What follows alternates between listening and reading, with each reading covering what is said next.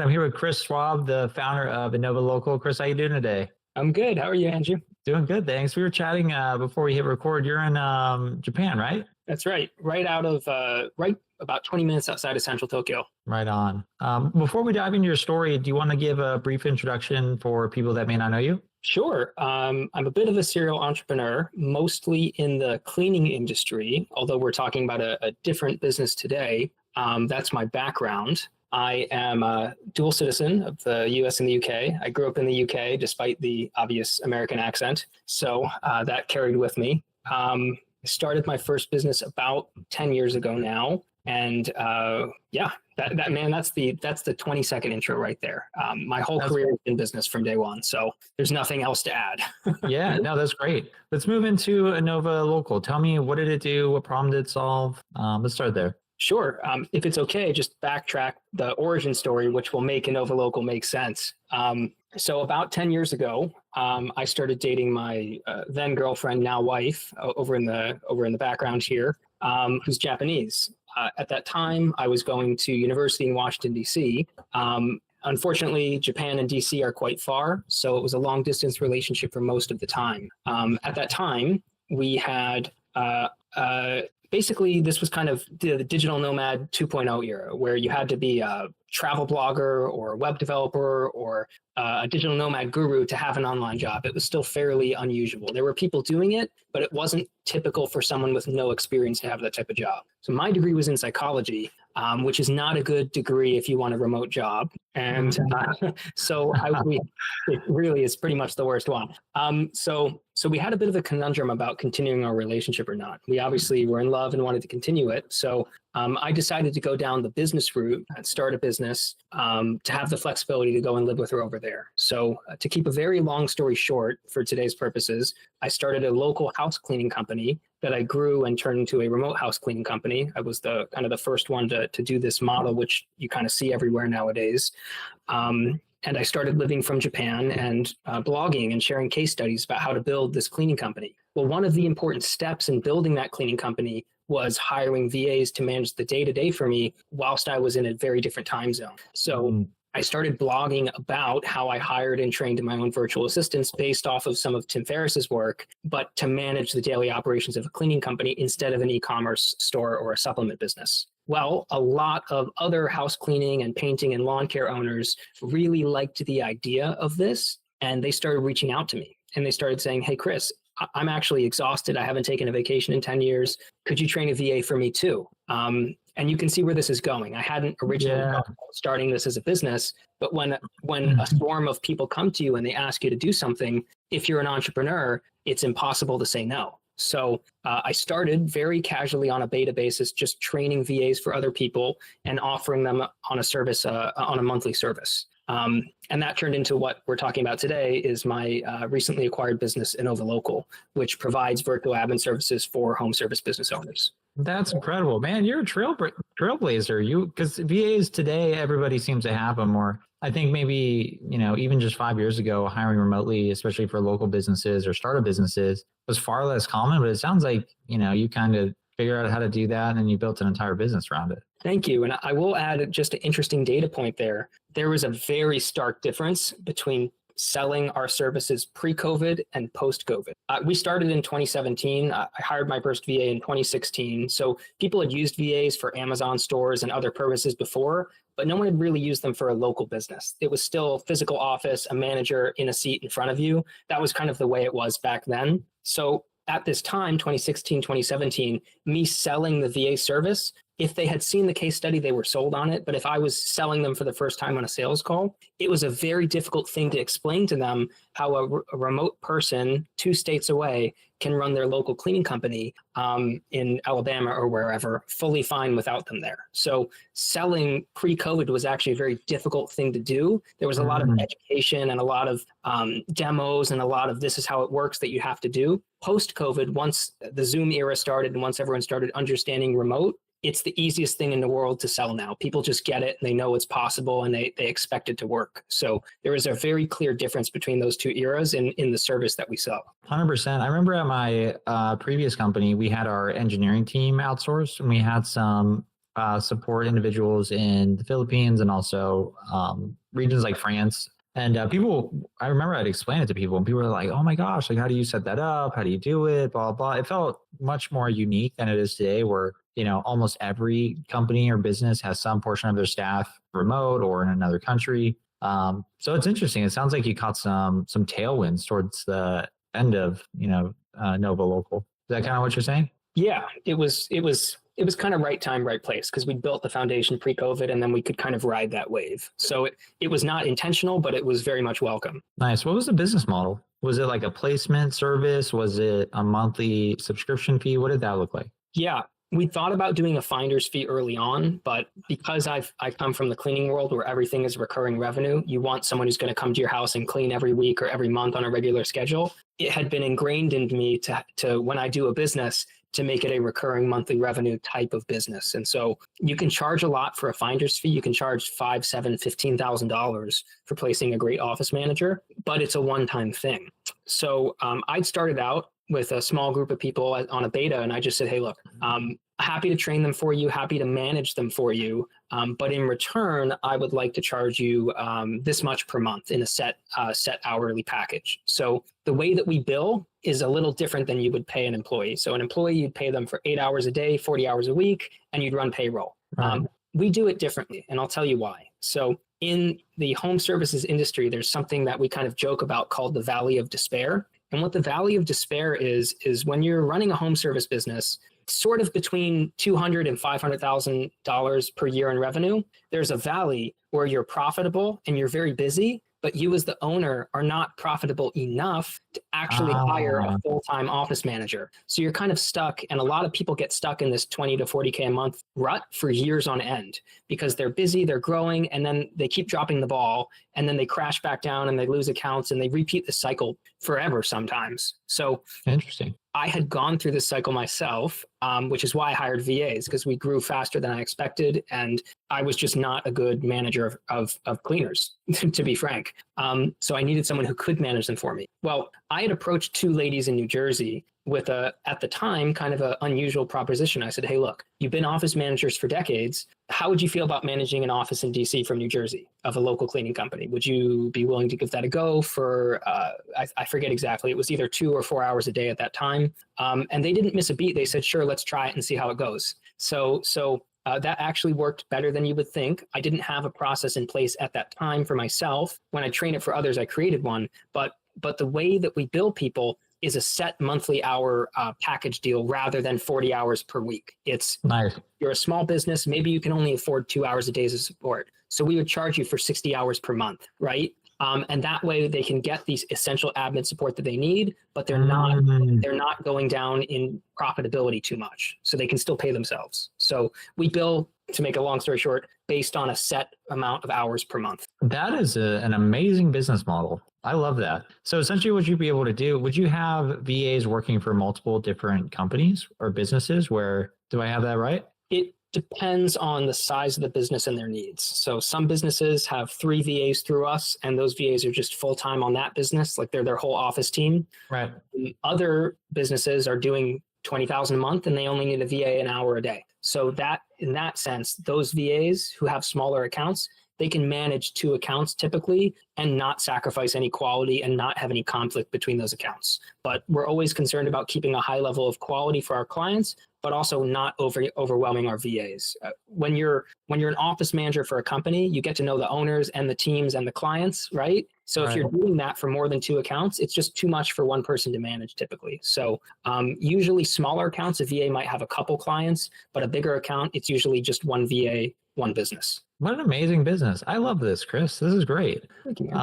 Tell me this. So, you're running the business, it's profitable. What made you decide to potentially sell the business? Sure. I think it was a natural progression in what I want out of life rather than any compelling reason. So we're a profitable and growing business. It doesn't take me a long time to run it. I typically spend 4 to 8 hours a week running the business. But last year, I'd made the decision to simplify my life a lot because me and my wife are planning a family over the next year and I want to maximize that time. So the way that I've always been as a business owner, Andrew, is very time freedom focused. I've happened to have built some bigger businesses, but it was never an intention. It just happened to be something that I'm grateful to have done. But I've always focused on maximizing my personal time and freedom for my hobbies and my family and my dog and whatever, right? So the way that I built businesses from day one is to be very efficiency focused so that they can manage themselves to a large degree. So last year, I was running several different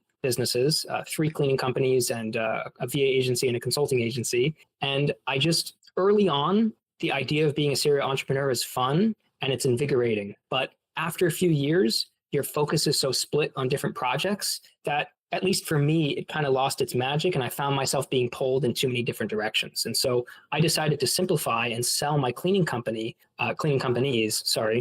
And once I did that, I really liked the time and the mental energy it gave me back. And so I started to think about maybe I could just focus on the consulting and start working with people directly for a little while in this next phase of my life. And so this was really the reason behind deciding to sell the VA agency is I felt we're in a good place with a good team and we're growing in profitability and we're engaged. So I just thought it's all of the essential pieces for a new owner, a new steward to come in and manage it to the next level are in place. And it felt like the right time to sell it. So it's a combination of right place, right time, but also me moving on to a different part of my life. I love that logic because what you essentially did is you were able to sell the business when things are going really well. You have things streamlined and automated, it's profitable, it's growing. Those are all things that every buyer wants to see and will pay top valuation for. And I think that's why you were able to successfully get acquired and just have a great acquisition journey. But tell me about that journey. Let's start at the beginning. What was your expectations? You initially go live on acquire.com. What kind of happened in the first couple weeks? Did that meet your expectations? Were you surprised? Were you let down? Let me get the short scoop there. Sure. There's a little backstory that you won't know, actually. About 4 years ago, I discovered MicroAcquire when you were still MicroAcquire. So I created an old profile I was kind of curious what my valuation might be at that point. But I wasn't in selling mode at all. I was just kind of curious, what might we bring in, So I created an old profile on Acquire, and something reminded me of it. So this was maybe November, December last year. I started to think more seriously about, should I get more funding for this company and really take it to the next level? Or am I committed to bringing a little more balance into my life and exiting myself? So I was having this conflict perhaps on which direction to go with it. And I remembered acquire.com. And so I just checked out your guys' site and found the rebrand and that you're now Acquire. And I logged into my old profile and it was still there. So I just on a whim one day, really with no more thought than that, to be perfectly honest, I updated it and I resubmitted the listing. And one of your senior advisors, Kai, who is a fantastic guy, reached out to me to talk about the Guided by Acquire program. And so it was really that stage that I thought a little more seriously about exiting. There's a few people in the industry I respect and know that we'd had some casual conversations around a potential strategic acquisition, but we weren't that serious about the discussions yet. So it was really impulse one night, which pushed me to relist on Acquire. And then once Kai had reached out, we had started to formally talk and start to put together some of the material, financial information. To be honest with you, I couldn't give you a specific day, but once that listing had happened, things started to just happen step by step naturally. Nice. And tell me about maybe how did Kai help you? What was the experience working with him? Did you lean on him during certain periods? What did that look like? I feel sorry for him. So Kai, if you're watching this, just know I appreciate you and I apologize in advance. I leaned on him so much, it was probably unreasonable. You're not the first. You're not the first to do that. It's expected on our end. Yeah. And man, Kai was fantastic throughout. I was texting him, emailing him every day. I was doing weekly calls with him. I was really putting him through the ringer for what may be perhaps a smaller account.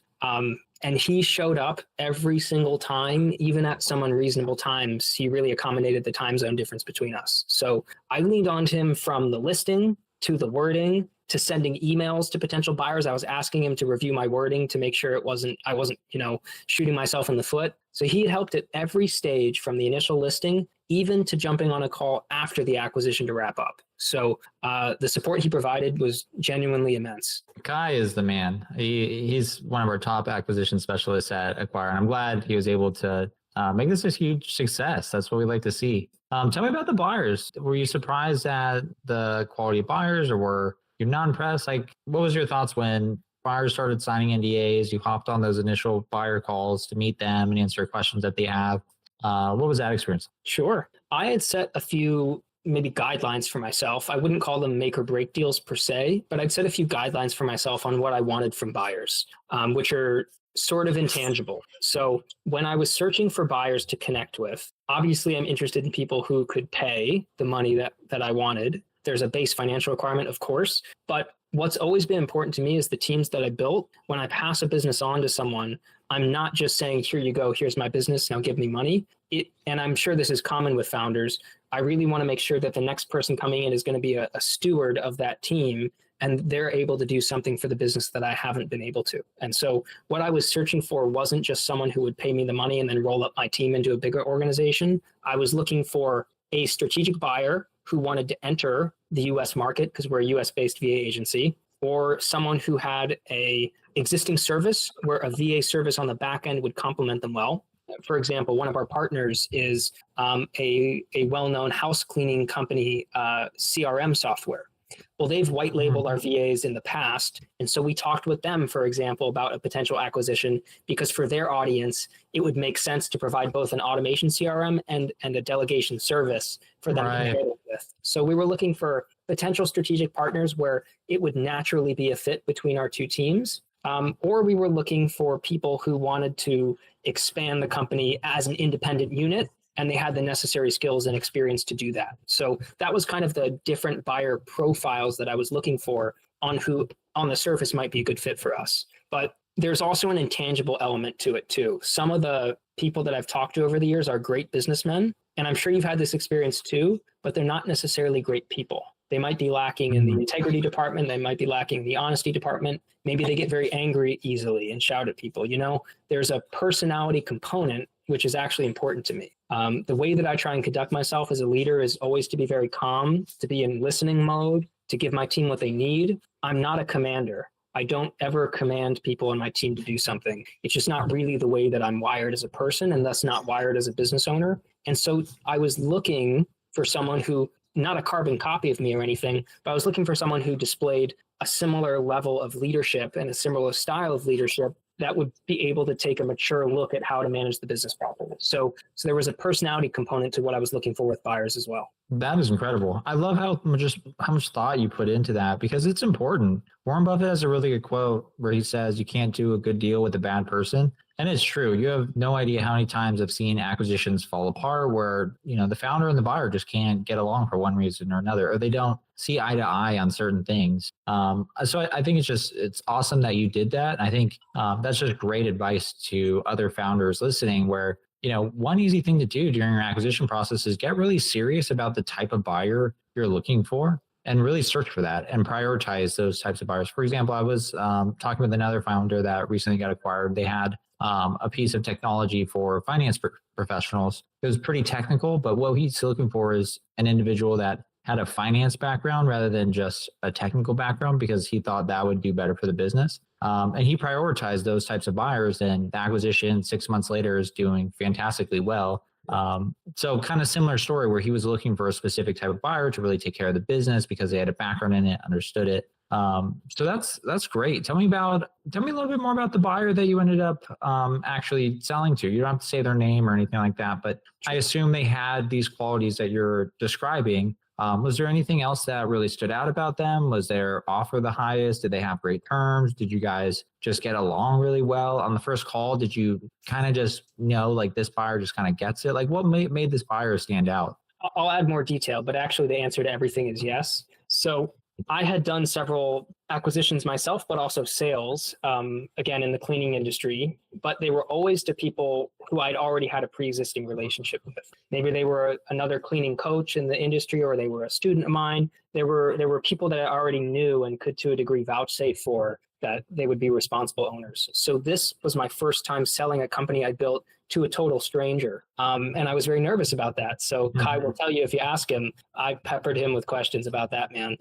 But to answer your question about him specifically, the buyer, we jumped on a call, and I was, a little interested in him, moderately interested perhaps, because of his background. So his background, I'd noticed, was in the staffing industry, and virtual assistants really are a temporary or permanent staffing agency just for the virtual world. And so he'd scaled staffing agency very successfully up, as well as several other companies in the past.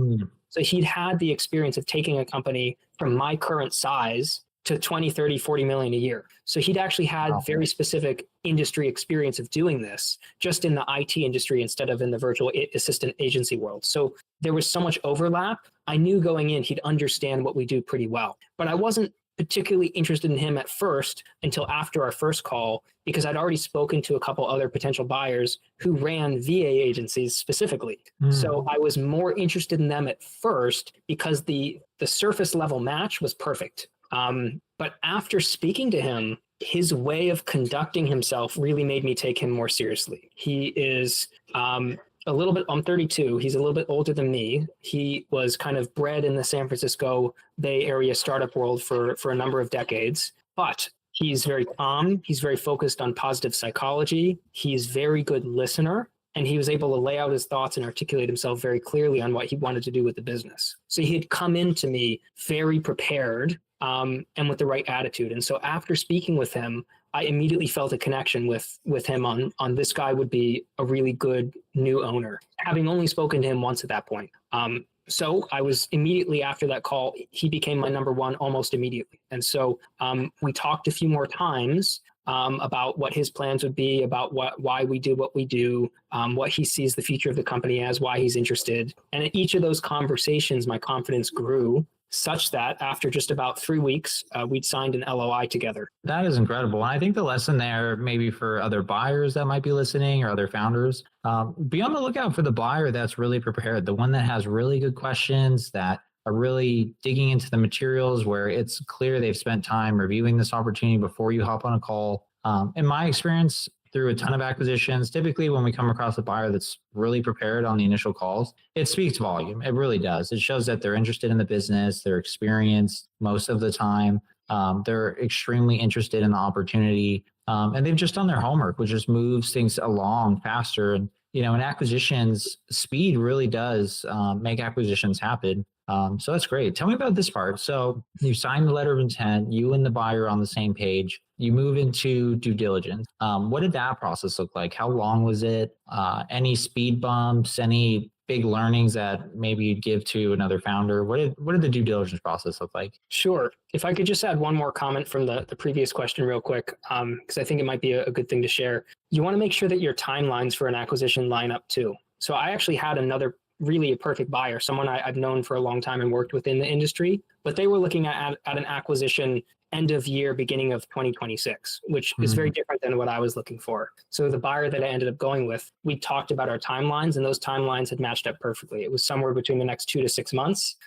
In reality, after the LOI, we closed in less than 30 days, but our timelines had matched up very well. So I just wanted to mention that can really be a deciding factor too. If you have 2 or 3 buyers, those smaller things can really matter. So just wanted to mention that. So you asked about due diligence, which is the fun part. And what you're just saying too, I completely agree as well, because if the timing is not there, the last thing you want to do is get, deep in conversations with one buyer where it's just the timing's not right. And then you neglect conversations with other buyers, and the deal can sometimes fall through when that happens. Yeah. But yeah, tell me about due diligence. How did that go? Painful, I would say, but good. Pretty closed, right? So I had done basic due diligence before, so I kind of knew what to expect, but I'd never done it at this level before. So just to give a little background, the person who bought it owns a fund of other companies. So his experience is extremely professional. He's not just a guy with some money buying the business. He was coming at it from a private fund perspective. So there was an intense amount of due diligence. So at least from my perspective, so he had a list of a very long list of specific requests that were very granular, contracts for clients who'd left years ago, so he could review those to make sure there was no pending obligations, right? So it wasn't just financial due diligence of your profit and loss statements and preparing those. It was legal due diligence. It was making sure that I'm a U.S. citizen, which I have been my whole life, but because I live abroad, you have to do a certificate of non-alien. I think it's called a FINRA, which is a certificate of not being a non-resident, right? So there was all these small due diligence parts that you had to do, which I was not prepared for because they seemed fairly non-standard. So I will be honest with you, that was a tough month. April 1st is when we started due diligence, and April 30th is when we ended it and closed. So that 4-week period was a lot of late nights with my bookkeepers, a lot of talks with sell-side legal, a lot of scrambling to get minor documents from Delaware State, like old franchise tax documents. So it was a lot. We had a checklist that we worked through together progressively, but I wish I could give some advice on this part, but the only advice is just get everything ahead of time, right? Yeah. That's typically the best advice. The best advice you can give is just prepare ahead of time, because that'll make due diligence just that much smoother. It's just having all of your key documents prepared in advance. And we can help with this as well. But also just expect at least a month. A few weeks is typically on the fast end from what I see, especially for deals of your size. But sometimes it can go into, 6 weeks or 8 weeks or 10 weeks. I've seen longer than that as well. But it's just something I got to go through. If you want to go through an acquisition, you got to go through due diligence. My biggest piece of advice going to due diligence is to communicate the timelines. You had mentioned this previously, but just ask your buyer, how long do you think due diligence is going to take? Do you have an outline of what I can expect in due diligence? For example, what are we going to do the first week? And it can be really simple. It can be, we're going to review financials, and then I'm going to review the product with you. And then week 3, we're going to talk more specifically about X, Y, Z. And it's going to take about 30 days, just so you both have expectations, so you don't go in and, the buyer needs to line up bank financing and that wasn't communicated. And then the timeline is way longer than you expected. That's where I've seen most issues happen in due diligence. Most people think it's a time where a surprise pops up, but it's generally just timelines. There's a mismatch in expectations. But the next piece of advice is be honest, be truthful. If there's parts of your business that have bumps and bruises on it, which there are, just flag those up front so you can avoid any surprises. That actually does make me think of a couple things that are worth adding there. There were 2 things that did help me a lot during the DD process. One was actually Acquire's resources. So I don't know if this is private to Guided by Acquire or not. If it is, edit it out. But during the process of a Guided by Acquire, part of what you guys do is you provide templates for everything. You provide templates for responses, for a data room, for what due diligence things might be on the checklist that you can prepare ahead of time. That was very helpful. It ended up being much more thorough than standard, so there was a lot more for me to do. But I didn't come totally unprepared. I had done everything that would normally be expected ahead of time.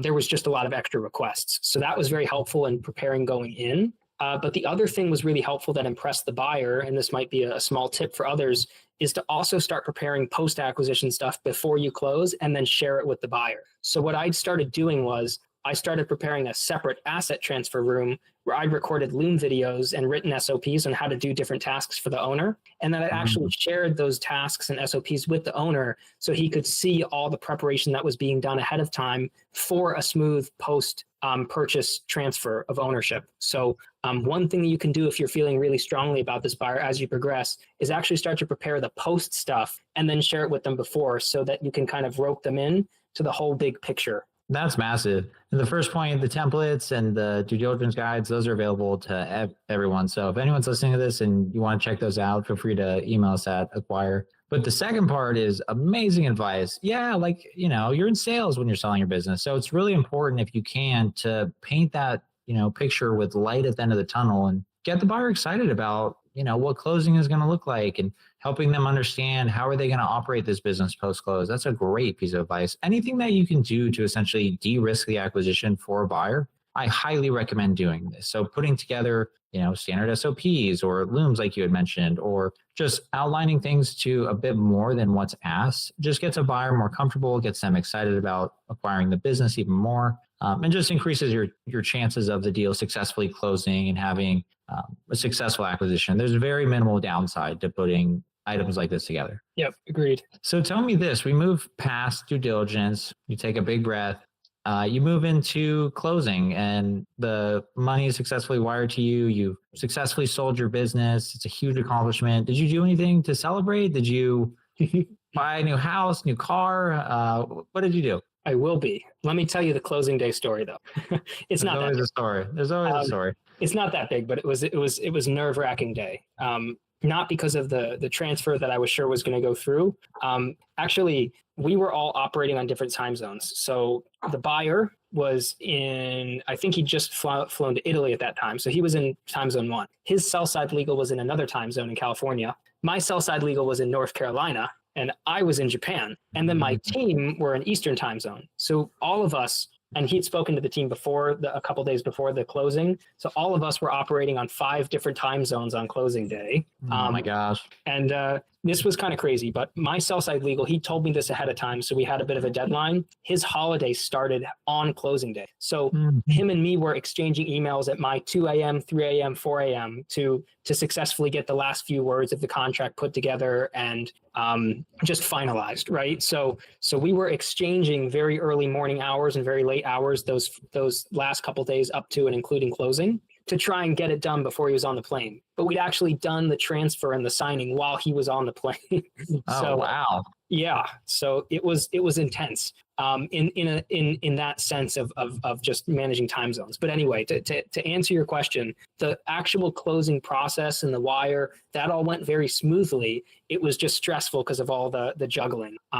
Post acquisition has been very smooth. I'm a very organized guy, so I had really put everything in the asset transfer room for him. Account login details, how to manage everything, how to do payroll, how to bill clients, how to manage the teams, how to hire and offboard people. So everything that was needed, that was essential, was handed over to him immediately after the money arrived, basically, like within 30 minutes. And then him and I scheduled a series of training sessions to cover live how to do each task. And right before I jumped on with you, Andrew, I just finished the final training session with him, like 5 minutes before you and I jumped on. So congrats. Yeah, so we're starting to wrap up everything now. The big things have wrapped up. We've got a couple weeks to hang out and do post support, but we've just wrapped up the last training session. So he's now stepping up fully as the new owner, and I'm now stepping back and just kind of being Q&A support for a little bit. So that's where we're at now. Now, you asked about celebration. We are going to celebrate.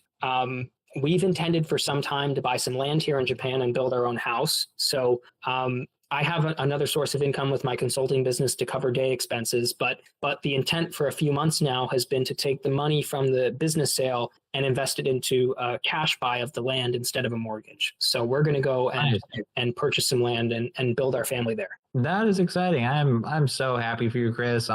This whole podcast is incredible. Just the breadth of advice and just the business that you built. It's a huge accomplishment. To kind of summarize this whole podcast, if you had to give 3 pieces of advice to another founder looking to sell their business, what do you think those 3 pieces would be? Sure. I think the first one would be, it may sound a little paradoxical, perhaps, but you want to simplify things while still keeping them detailed. When you sell a business, there are literally 1,001 to-dos that you have to do at every stage of the process. There's so many emails that you have to exchange. There's so many little things you have to compile. So what's helpful is at each new stage of the process is to create a checklist of all the things, big and little, that you have to do, and then simplify that list, but keep notes for each section. This is something that I did where I could simplify the process so I always know where I stood without dropping the ball on anything, but I had notes to remind myself. So this may be a little bit hard to articulate, but you want to simplify as much as you can for you and the buyer so that you're not overwhelming them,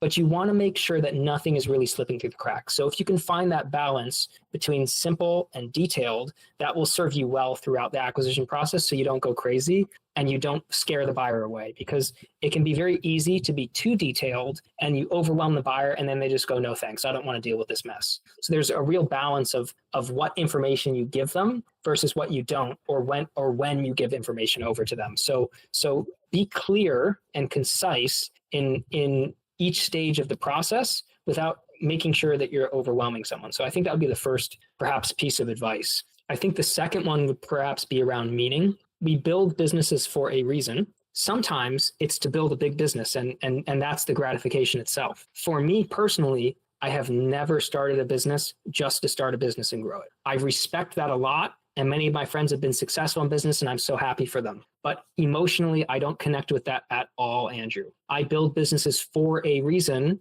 or as a service to other people. My businesses have to have meaning in my life and to me, and they have to support my life. So the second piece of advice I would give you is, what is the meaning behind your business, number one, and what's the meaning in your life after the business? I actually would, it's fine to decompress and chill for a while before going on to the next thing, but I would urge someone, there can be feelings of meaninglessness or burnout or not sure what to do next post-acquisition. I would urge someone to think about what they're going to do with their life after, because if they can get clear on that, it's much easier to transition into that thing than to just kind of languish and not sure what to do next. So I think my next advice would be around meaning. That's great advice. Yeah, it's become increasingly big to me each year. I'll tell you one thing, if I might go on a small tangent for 1 minute. Go for it. Go for it. That I had early on in my entrepreneurial career became genuinely obsessed with automating my business as much as I can. And I happened to be quite successful at that. I got running my cleaning company down to less than 5 minutes a day and my VA company to about an hour a day, sometimes less. Wow. Early on, that was gratifying, but very soon after that, I found that I was very lazy. I didn't do anything with my days. My businesses stalled. And it's because I'd lost an immediate meaning in my businesses. I'd automated them, they're profitable, and I was collecting a paycheck, which sounds like the dream. And in many ways that is. But in another sense, when you take away your own role in your company, you don't know what to do anymore unless you tell yourself very clearly what your role is going to be moving forward. So I'd had a period of about 1.5 or 2 years where all my companies were stable, but they were not growing and they were not progressing in any way. And neither was I as a business owner, because I didn't get clear on what I wanted to do. And when I realized that happening, I was able to redefine what these businesses meant to me going forward. The original goal was to provide me income to be with my wife in Japan. Once I'd achieved that goal, I didn't set a new goal for a long time. So when you achieve a big goal in your business or acquisition, make sure you set a new goal and meaning for yourself. So that would be the second piece of advice. I think the third one would just be, make sure that the other people are happy. When you're selling, of course, you as the seller have to be happy. And of course, the buyer has to be happy. But the other people in the equation, it's their own lives and their income that matters too. My managers in my company, my VAs, my clients, they all matter too. It's not just a sale and money exchanged and then done. You have to make sure that the other people in the equation who have built this business with you also are happy for this acquisition to go through. I think you have a duty as an owner and as a person and as a leader to make sure that as many people are as happy as possible. Some people will not be. You can't make everyone happy. You shouldn't try. But you should make sure that everyone is on the same page, everyone feels good about this, and that there's goodwill that you're leaving. So I think that would be the third thing. This is phenomenal advice, Chris. I think, to me, if I had to summarize this advice, is just put a lot of thought in your acquisition. I love the advice around, what is your role in the business? What does it mean to you? And really thinking about what is that going to look like post-acquisition? Because it does surprise a lot of entrepreneurs. You go from this stacked day, back-to-back calls, team needs you, to sometimes being the least important person in the company. And then I also agree with you in terms of, really thinking through, how does this impact your team? And, at a minimum, communicate these things to the buyer, that these are your expectations, and that can also work into which buyer you ultimately select to work with and acquire your business. But I think just the amount of thought and preparation that you put into your acquisition is what we love to see at Acquire. And I think that's why you had such a successful acquisition. I think this detail was also baked into your business, and really is why you built such an amazing company, and why it was growing so fast, and why it was so profitable, and why you have so many happy customers. So I'm just stoked, Chris. I'm happy for you. A huge congrats. You accomplished what, really every entrepreneur dreams of. I guess my final question is, what's next for you? What are you building next? Or is it time to relax for Chris? Thank you, man. Just one last thing on the advice. Make sure you celebrate your team too. Don't just celebrate yourself with a nice glass of wine. Celebrate your team, because they built the business more than you did as the owner.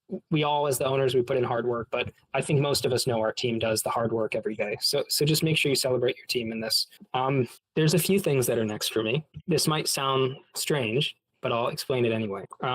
2 things, or 3 rather. Number one, I still have my consulting business. So I was kind of the pioneer way back in 2016 of what's called the remote local cleaning business model now. I still teach people how to do that. It's a very common thing now. If you go on YouTube, there's a bunch of people teaching it. So it's nothing special anymore. But I teach it in a very specific way for people, and I help them get unstuck. So for me, I'm going to continue consulting for the time being because I love what I do. And what I do is not actually teach people how to build a remote business, although that is what I do on the surface. What I really teach people how to do and what I actually care about is teaching people how to build a balanced business and a balanced life. Many of us get obsessed with the next KPI we were tracking or an extra zero on our monthly revenue or whatever business goal that we have. But those are sub goals in greater goals in our life. And usually, I'd actually say perhaps most business owners build their businesses to support their lives. But most people that we see talking online, whether it's Gary Vee or someone else, are talking about growing the business. They're not talking about balance in your business. And so what I'm actually passionate about sharing is how people can build a balanced business that works for them and their team and their life. And so what's next for me is expanding that offering to be more all-encompassing. That's the first thing. Second thing is obviously family. Nice. Yeah. So that's what's next for me. So family is number 2 and 3, or was there a third? There is a third. Yeah.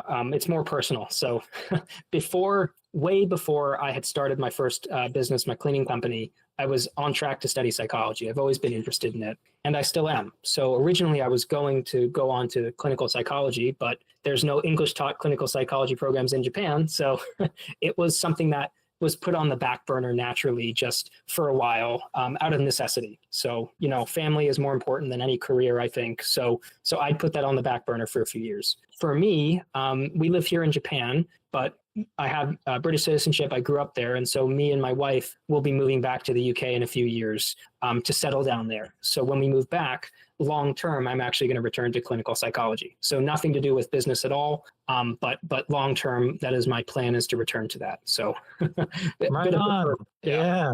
All right, Chris. Well, it's been a pleasure hearing your story and hearing your advice on acquisitions and just how you think about building businesses and the preparation you spend with just making this a huge success. So congrats again on the acquisition. I hope to see you again in the future. For those that want to hear more about your story online or reach out to you, where can they find you? LinkedIn is a good place. If you search my name, I'll come up and you can connect me through there. If you want to connect with me more directly, just localbusinessmba.com. You can email me, chris@localbusinessmba.com. That's just my coaching email. But that's the one that I happen to give out to people. So it's not a pitch. It's just, that's the easiest way to contact me. Those two are the best ways to reach out to me. There's other sites, but those are the easiest direct contact methods. Sounds good. I'll put those in the show notes for anyone that wants to reach out. All right, Chris, thanks again for coming on, and congrats again on the acquisition. Thank you very much, Andrew. It's been a pleasure. I appreciate what you and the team have done. Thank you. All right, cheers.